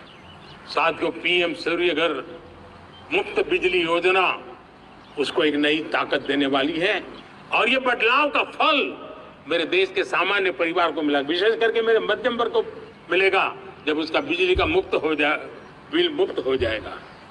इलेक्ट्रिक व्हीकल उसकी मांग बढ़ती जा रही है। जब पीएम सूर्य घर योजना से वो बिजली उत्पादन करता है सूर्य से, तो उसका व्हीकल का प्रवास का खर्चा भी वो कम कर सकता है। साथियों, हम ग्रीन हाइड्रोजन मिशन लेकर के एक ग्लोबल हब बनना चाहते हैं। बहुत तेजी से नीतियां बनाई गई है, बहुत तेजी से उसका इम्प्लीमेंटेशन का काम हो रहा है और भारत ग्रीन हाइड्रोजन एक न्यू एनर्जी की दिशा में हम जाना चाहते हैं। और ये सारे जो प्रयास चल रहे हैं, क्लाइमेट की चिंता तो है ही है, ग्लोबल वार्मिंग की चिंता है, लेकिन इसके अंदर ग्रीन जॉब्स की बहुत बड़ी संभावना है और इसलिए आने वाले कालखंड में ग्रीन जॉब्स का महत्व बढ़ता है। तो उसको सबसे पहले कैप्चर करने के लिए, मेरे देश के नौजवानों को अवसर देने के लिए और ग्रीन जॉब्स के लिए एक बहुत बड़ा क्षेत्र को बढ़ावा दे रहे हैं। मेरे प्यारे देशवासियों, आज हमारे साथ इस तिरंगे झंडे के नीचे वो नौजवान बैठे हैं जिन्होंने ओलंपिक की दुनिया में भारत का परचम लहराया। मैं मेरे देश के सभी एथलीट्स को, मेरे देश के सभी खिलाड़ियों को 140 करोड़ देशवासियों की तरफ से बधाई देता हूं और हम नए सपने, नए संकल्प, अत्यंतिक पुरुषार्थ के साथ नए लक्ष्यों को हासिल करने के लिए आगे बढ़ेंगे, ऐसा मैं विश्वास के साथ उनको शुभकामनाएं भी देता हूं। आने वाले कुछ दिनों में भारत के एक बहुत बड़ा दस्ता पैरालंपिक के लिए पेरिस जाने के लिए रवाना होगा। मैं मेरे सभी पैरालंपिक खिलाड़ियों को भी हृदय से बहुत बहुत शुभकामनाएं देता हूं। साथियों, भारत ने G20 को ऑर्गेनाइज किया। हिंदुस्तान के अनेक शहरों में ऑर्गेनाइज किया, 200 से ज्यादा इवेंट किए। पूरे विश्व में G20 का इतना बड़ा व्याप, इतना बड़ा कार्यक्रम कभी नहीं हुआ, इस बार हुआ। इसने एक बात सिद्ध कर दी है कि भारत में बड़े से बड़े काम, कार्यक्रम ऑर्गेनाइज करने की ताकत है। भारत को किसी को भी हॉस्पिटैलिटी का सामर्थ्य भारत में सबसे ज्यादा है। अगर ये सिद्ध हो चुका है तो साथियों, हिंदुस्तान का सपना है कि 2036 में जो ओलंपिक होगा वो मेरे हिंदुस्तान की धरती पर हो। इसके लिए हम तैयारी कर रहे हैं, उसके लिए हम आगे बढ़े। साथियों, समाज के आखिरी तबके के जो लोग हैं, ये हमारा सामाजिक दायित्व है। अगर कोई पीछे रह जाते हैं तो हमारी आगे बढ़ने की गति कम कर देता है, और इसलिए हम आगे बढ़ना चाहते हैं तो भी सफलता तब मिलती है पीछे वाले को भी साथ साथ आगे ले आए। और इसलिए हम सबका दायित्व बनता है कि हमारे समाज में आज भी जो क्षेत्र पीछे रह गए हैं, जो समाज पीछे रह गए हैं, जो लोग पीछे रह गए हो, हमारे छोटे छोटे किसान हो, हमारे जंगलों में रहने वाले मेरे आदिवासी भाई बहन हो, हमारी माताएं बहनें हो, हमारे मजदूर हो, हमारे श्रमिक साथी हो, हमारे कामगार लोग हो, इन सबको हमें बराबरी में लाने के लिए, हमारे बराबर लाने के लिए भरपूर प्रयास करना है।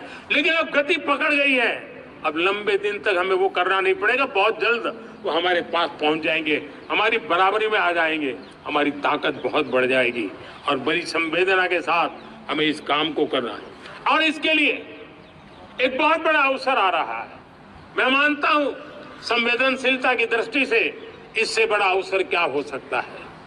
हमें पता है 1857 के स्वतंत्र संग्राम के पहले भी अंग्रेजों के नाक को दम करने वाला हमारा देश का एक आदिवासी युवक था।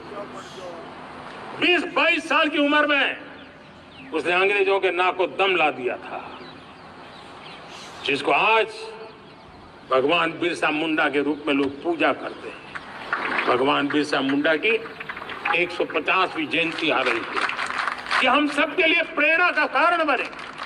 समाज के प्रति छोटा सा छोटा व्यक्ति भी देश के लिए कैसी जज्बात रखता है, उससे बड़ी प्रेरणा भगवान बिरसा मुंडा से अधिक कौन हो सकता है। आइए हम भगवान बिरसा मुंडा की 150वीं जयंती जब मनाएं, संवेदनशीलता का हमारा व्याप बढ़े, समाज के प्रति हमारा ममभाव बने। हम समाज के हर व्यक्ति को, गरीबों को, दलित को, पिछड़ों को, आदिवासियों को, हर एक को हम अपने साथ लेकर के चले। इस संकल्प को लेकर के चलना है। मेरे प्यारे देशवासियों, हम संकल्प साथ तो बढ़ तो रहे हैं, बहुत आगे बढ़ रहे हैं, लेकिन ये भी सच है कि कुछ लोग होते हैं जो प्रगति देख नहीं सकते। कुछ लोग होते हैं जो भारत का भला सोच नहीं सकते हैं। जब तक खुद का भला न हो तब तक उनको किसी का भला अच्छा नहीं लगता है। ऐसी विकृत मानसिकता से भरे हुए लोगों की कमी नहीं होती है। देश को ऐसे लोगों से बचना होगा। वे निराशा की गर्त में डूबे हुए लोग हैं। ऐसे मुट्ठी बंद निराशा की गर्त में डूबे हुए लोग जब उनके गोद में विकृति पलती है तब वो विनाश का कारण बन जाती है, सर्वनाश का कारण बन जाती है, एनार्की का मार्ग ले लेती है, और तब देश को इतनी बड़ी हानि हो जाती है जिसकी भरपाई करने में हमें नए सिरे से मेहनत करनी पड़ती है। इसलिए ऐसे जो छुटपुट निराशावादी तत्व होते हैं, वो सिर्फ निराशा इतना नहीं है, उनकी गोद में विकृति पल रही है। ये विकृति विनाश के, सर्वनाश के सपने देख रही है, ताने बाने जोड़ने की प्रयासों में लगी हुई है। देश को इसे समझना होगा। लेकिन मैं देशवासियों को कहना चाहता हूं, कि हम हमारी नेक नीयत से, हमारी ईमानदारी से, राष्ट्र के प्रति हमारे समर्पण से हम सारी परिस्थितियों के बावजूद भी विपरीत मार्ग पर जाने वालों के लिए भी उनके भी दिल जीत करके हम देश को आगे बढ़ने के हमारे संकल्प में कभी भी पीछे नहीं हटेंगे, ये मैं विश्वास दिला चाहता हूं। साथियों, चुनौतियां हैं, अनगिनत चुनौतियां हैं। चुनौतियां भीतर भी है, चुनौतियां बाहर भी है। और जैसे जैसे हम ताकतवर बनेंगे, जैसे जैसे हमारा तवज्जो बढ़ेगा, तो चुनौतियां भी बढ़ने वाली है, बाहर की चुनौतियां और बढ़ने वाली है। और मुझे उसका भली भांति अंदाज है, लेकिन मैं ऐसी शक्तियों को कहना चाहता हूं, भारत का विकास किसी के लिए संकट लेकर के नहीं आता। हम विश्व में समृद्ध थे, तब भी हमने कभी दुनिया को युद्ध में नहीं झोंका है। हम बुद्ध का देश है, युद्ध हमारी राह नहीं है। और इसलिए विश्व चिंतित न हो भारत के आगे बढ़ने से। मैं विश्व समुदाय को विश्वास दिलाता हूं कि आप भारत के संस्कारों को समझिए, भारत के हजारों साल के इतिहास को समझिए। आप हमें संकट मत मानिए, आप उन तरकीबों से न जुड़िए जिसके कारण पूरी मानव जात का कल्याण करने का सामर्थ्य जिस भूमि में है, उस भूमि को ज्यादा मेहनत करनी पड़े। लेकिन फिर भी मैं देशवासियों को कहना चाहता हूं, चुनौतियां कितनी ही क्यों ना हो, चुनौती को चुनौती देना ये हिंदुस्तान की फितरत में है। न हम डिगेंगे, न हम थकेंगे, न हम रुकेंगे, न हम झुकेंगे। हम संकल्पों की पूर्ति के लिए 140 करोड़ देशवासियों का भाग्य बदलने के लिए, भाग्य सुनिश्चित करने के लिए, राष्ट्र के सपनों को साकार करने के लिए हम कोई कोर कसर नहीं छोड़ेंगे।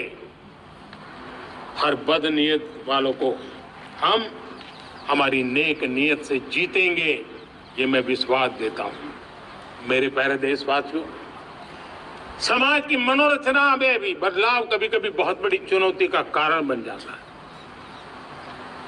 हमारा हर देशवासी भ्रष्टाचार की दिमक से परेशान रहा है। हर स्तर के भ्रष्टाचार ने सामान्य मानवीय का व्यवस्थाओं के प्रति विश्वास तोड़ दिया है। उसको अपनी योग्यता, क्षमता का प्रति अन्याय की जो गुस्सा होता है, वो राष्ट्र की प्रगति में नुकसान करता है। और इसलिए हमने व्यापक रूप से भ्रष्टाचार के खिलाफ एक जंग छेड़ा है।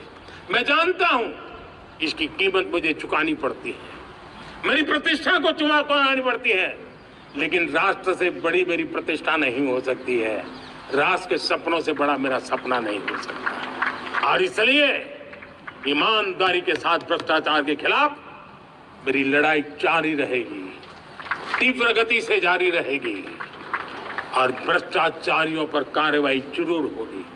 मैं भ्रष्टाचारियों के लिए भय का वातावरण पैदा करना चाहता हूं, ताकि देश के सामान्य नागरिक को लूटने की जो परंपरा बनी है, उस परंपरा को मुझे रोकना है। लेकिन सबसे बड़ी नई चुनौती आई है। भ्रष्टाचारियों से निपटना तो है ही, लेकिन समाज जीवन में उच्च स्तर पर एक जो परिवर्तन आया है, वो सबसे बड़ी चुनौती भी है और एक समाज के लिए सबसे बड़ी चिंता भी है। क्या कोई कल्पना कर सकता है कि मेरे ही देश में इतना महान संविधान हमारे पास होने के बावजूद भी कुछ ऐसे लोग निकल रहे हैं जो भ्रष्टाचार का महिमा मंडन कर रहे हैं, खुलेआम भ्रष्टाचार का जय जयकार कर रहे हैं।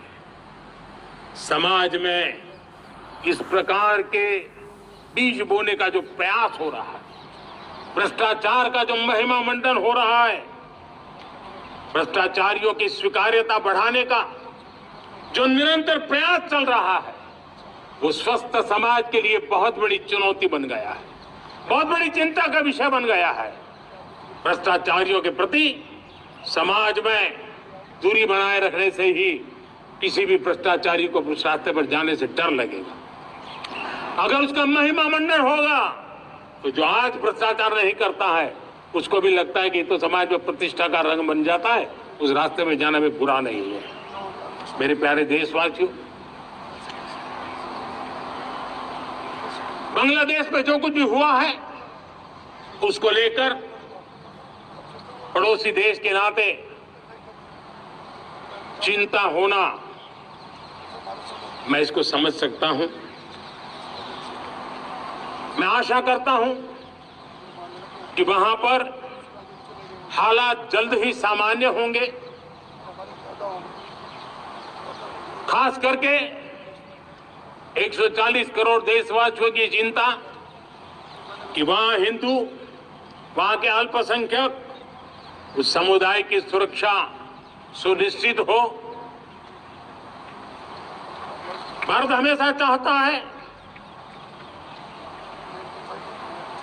कि हमारे पड़ोसी देश सुख और शांति के मार्ग पर चले। शांति के प्रति हमारा कमिटमेंट है, हमारे संस्कार है। हम आने वाले दिनों में बांग्लादेश की विकास यात्रा में हमेशा हमारा शुभचिंतन ही रहेगा, क्योंकि हम मानव जात की भलाई सोचने वाले लोग हैं। मेरे प्यारे देशवासियों, हमारे संविधान को 75 वर्ष हो रहे हैं। भारत के संविधान के 75 वर्ष की यात्रा देश को एक बनाना, देश को श्रेष्ठ बनाने में बहुत बड़ी भूमिका रही। भारत के लोकतंत्र को मजबूती देने में हमारे देश के संविधान की बहुत बड़ी भूमिका रही। हमारे देश के दलित, पीड़ित, शोषित, वंचित को सुरक्षा देने का बहुत बड़ा काम हमारे संविधान ने किया है। अब जब संविधान के 75 वर्ष हम मनाने जा रहे हैं, तब हम देशवासियों ने संविधान में निर्दिष्ट कर्तव्य के भाव पर बल देना बहुत जरूरी है। और जब मैं कर्तव्य की बात करता हूं, तब मैं सिर्फ नागरिकों पर बोझ बनाना नहीं चाहता। कर्तव्य केंद्र सरकार के भी है, कर्तव्य केंद्र सरकार के हर मुलाजिम के भी है, कर्तव्य राज्य सरकारों के भी है, राज्य सरकार के मुलाजिम के हैं। कर्तव्य हर स्थानीय स्वराज संस्था के हैं, चाहे पंचायत हो, नगर पालिका हो, महानगर पालिका हो, तहसील हो, जिला हो, हर किसी के कर्तव्य है। लेकिन साथ साथ 140 करोड़ देशवासियों की कर्तव्य है। अगर हम सब मिल करके अपने कर्तव्यों का निर्वाह करेंगे तो हम अपने आप औरों के अधिकारों की रक्षा करने के लिए निमित्त बनेंगे। और जब कर्तव्य का पालन होता है तब अधिकारों की रक्षा निहित होती है, उसके लिए कोई अलग से प्रयास करने की जरूरत नहीं पड़ जाती है। मैं चाहता हूं कि हमारे इस भाव को लेकर हम चलेंगे, हमारा लोकतंत्र भी मजबूत होगा, हमारा सामर्थ्य और बढ़ेगा और हम एक नई शक्ति के साथ आगे बढ़ेंगे। मेरे प्यारे देशवासियों, हमारे देश में सुप्रीम कोर्ट ने बार बार यूनिफॉर्म सिविल कोड को लेकर जो चर्चा की है, अनेक बार आदेश दिए हैं, क्योंकि देश का एक बहुत बड़ा वर्ग मानता है और उसमें सच्चाई भी है कि जिस सिविल कोड को हम लेकर के जी रहे हैं वो सिविल कोड सचमुच में तो एक प्रकार का कम्युनल सिविल कोड है, भेदभाव करने वाला सिविल कोड है। ऐसे सिविल कोड से जब संविधान के 75 वर्ष मना रहे हैं और संविधान की भावना भी जो हमें कहती है करने के लिए, देश की सुप्रीम कोर्ट भी हमें कहती है करने के लिए, और तब जो संविधान निर्माताओं का सपना था उस सपने को पूरा करना हम सबका दायित्व है। और मैं मानता हूं इस गंभीर विषय पर देश में चर्चा हो, व्यापक चर्चा हो, हर कोई अपने विचारों को लेकर के आए और उन कानूनों को, जो कानून धर्म के आधार पर देश को बांटते, जो ऊंच नीच का कारण बन जाते हैं, ऐसे कानूनों को आधुनिक समाज में कोई स्थान नहीं हो सकता है। और इसलिए मैं तो कहूंगा अब समय की मांग है कि देश में एक सेकुलर सिविल कोड हो, हमने कम्युनल सिविल कोड में 75 साल बिताए हैं। अब हमें सेक्युलर सिविल कोड की तरफ जाना होगा और तब जाकर के देश में धर्म के आधार पर जो भेदभाव हो रहे हैं, सामान्य नागरिक को जो दूरी महसूस होती है, उससे हमें मुक्ति मिलेगी। मेरे प्यारे देशवासियों, जब मैं देश में एक चिंता हमेशा कहता हूं, परिवारवाद, जातिवाद भारत के लोकतंत्र को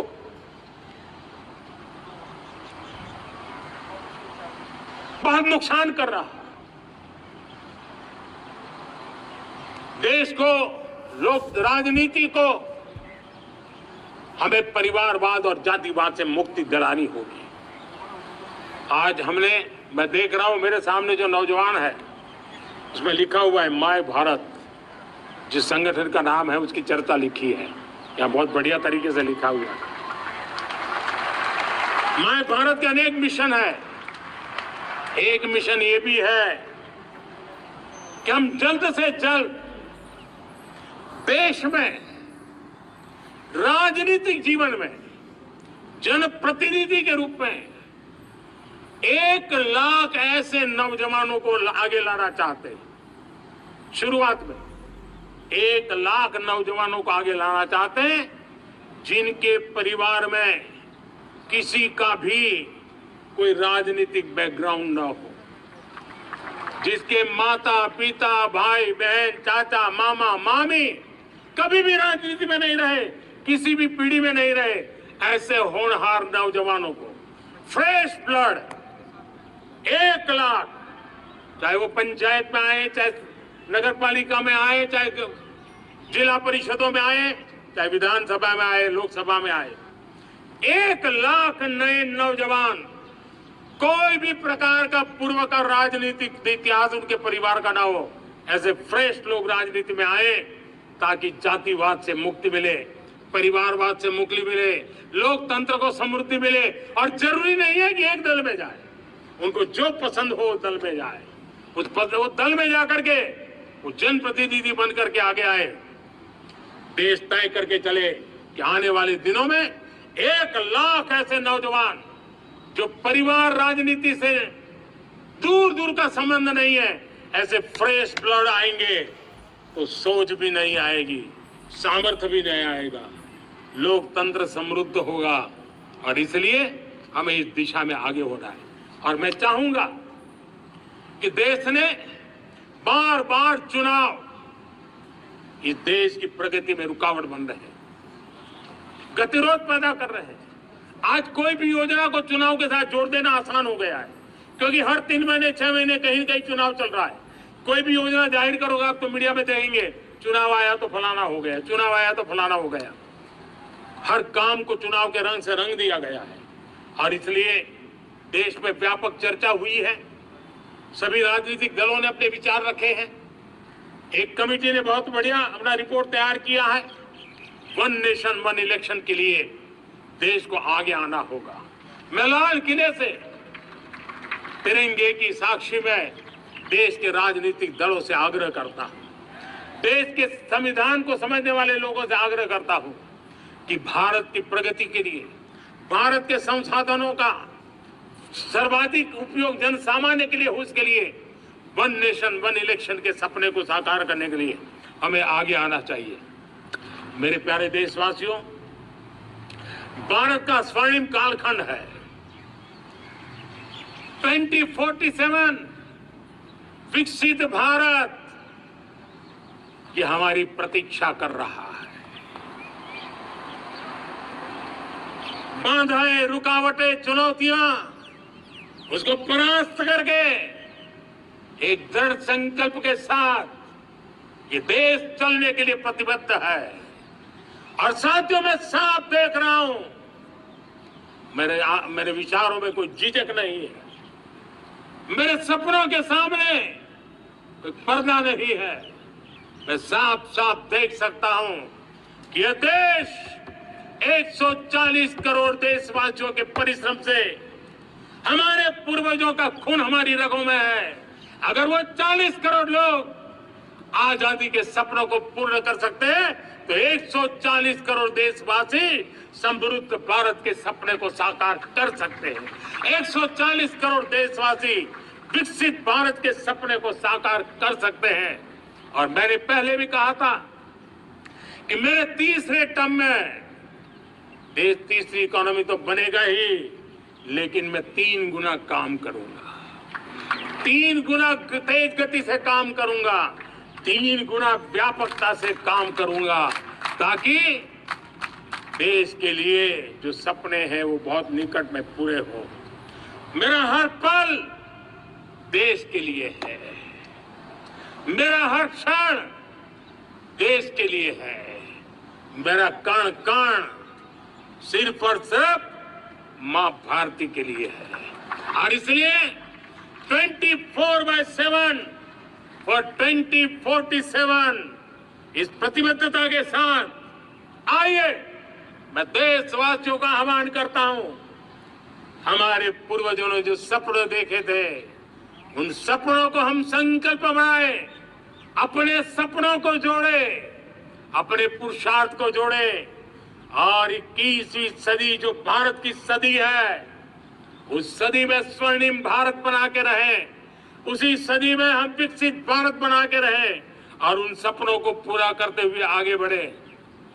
और स्वतंत्र भारत 75 साल की यात्रा के बाद एक नए मुकाम पर बढ़ रहा है, तब हम कोई कोर कसर न छोड़े।